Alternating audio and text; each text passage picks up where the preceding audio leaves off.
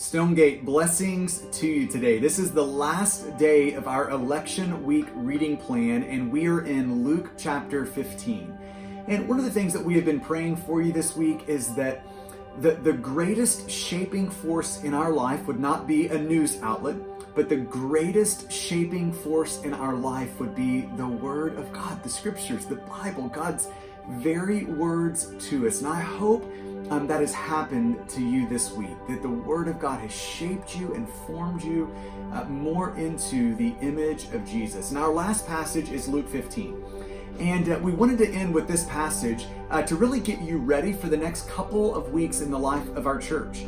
If 2020 has been anything for the Church of Jesus Christ, it has been a year where a million things have been vying for our attention, trying to grab our attention and to distract us from the main things, the biggest things of life. And there's moments where we just need the Scriptures and particular passages in the Bible to lift our attention and gaze back up to the absolute biggest things about life. And one of the things that I love about the first 10 verses of Luke 15 is that they do that.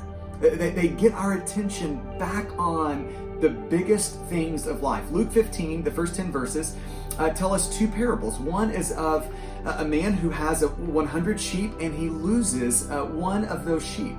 And when he becomes aware that he has lost the sheep, he absolutely disrupts his life to go and search for the sheep until he finds it. Then when he finds it, he brings it back home with him. And then the second parable is of a lady who has lost one of her 10 coins.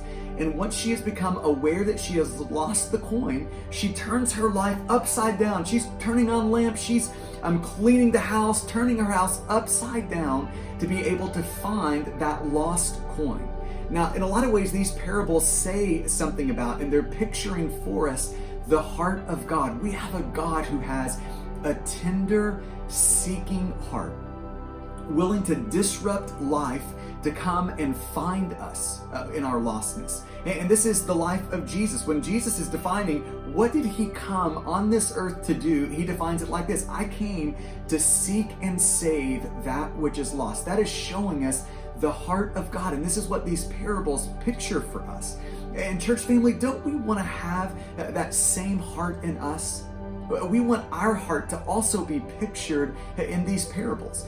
So over the next 2 weeks, we're going to linger over these parables. We're going to think these parables through. We're going to think about the emphasis of that first parable, that there is one sheep that is lost. And what does it look like for the heart of God and us as a church family to embody that heart and go and find that lost sheep? There's one coin that is misplaced and lost. And what does it look like for us to embody that tender, seeking heart of God to go and find that lost coin? So we're going to be lingering over this idea of one. And we're going to be asking everyone in our church family to pray and to ask the Lord for who is that one person that the Lord would have me pray for and pursue. Who is that one person that the Lord would put in my heart, in my life, for me to go after, to disrupt my life, to see God do miracles in theirs. And so that's the next 2 weeks in the life of our church. We're going to be lingering over these parables. So I want to invite you to do that today, to just take those first 10 verses of Luke 15 and linger over them, think them through, think them out, and ask the Lord to start to use those parables to begin to shape us more and more into that tender, seeking heart of Jesus. Stonegate, we love you. I can't wait to see you tomorrow.